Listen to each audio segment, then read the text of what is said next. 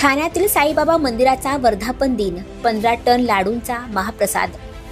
ठाण्यातील वर्तक नगर येथील श्री साईबाबा मंदिराचा 23 नोव्हेंबर रोजी 38वा वर्धापन दिन साजरा करण्यात येणार आहे।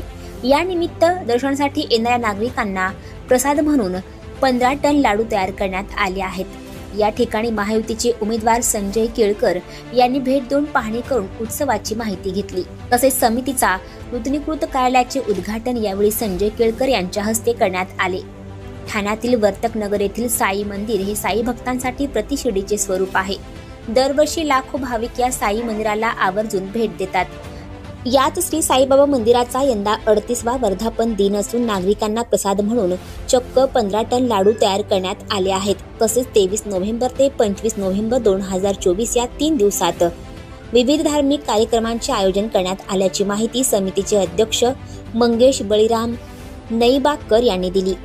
दिनांक 23 नोव्हेंबर ते 25 नोव्हेंबर 2024 दरम्यान साजरा होणाऱ्या या उत्सवासाठी जवळपास 1 लाखाहून जास्त साई भक्त या मंदिराला भेट देऊन आपल्या साईंचे दर्शन घेतील असा अंदाज मंदिर समितीनं व्यक्त केलाय। यावर्षी येणाऱ्या भाविकांची संख्या 1 लाखाहून जास्त असल्याने त्यांच्या प्रसादासाठी तब्बल 15 टन लाडू बनवण्याचा संकल्प मंदिर समितीनं पूर्ण केला आहे। शनिवार दिनांक 23 नोव्हेंबर रोजी सकाळी 7:30 पासून प्रसाद लाडू वाटप, सोमवार दिनांक 25 नोव्हेंबर रोजी दुपारी 1 वाजता यज्ञ समाप्ती पूर्णाहुती, त्यानंतर दुपारी 2 वाजता साईबाबांच्या पादुकांची भव्य पालखी मिरवणूक, इतर कार्यक्रम, गायन, भजन व कीर्तन अशा भक्तिमय कार्यक्रमांची पर्वणी असेल।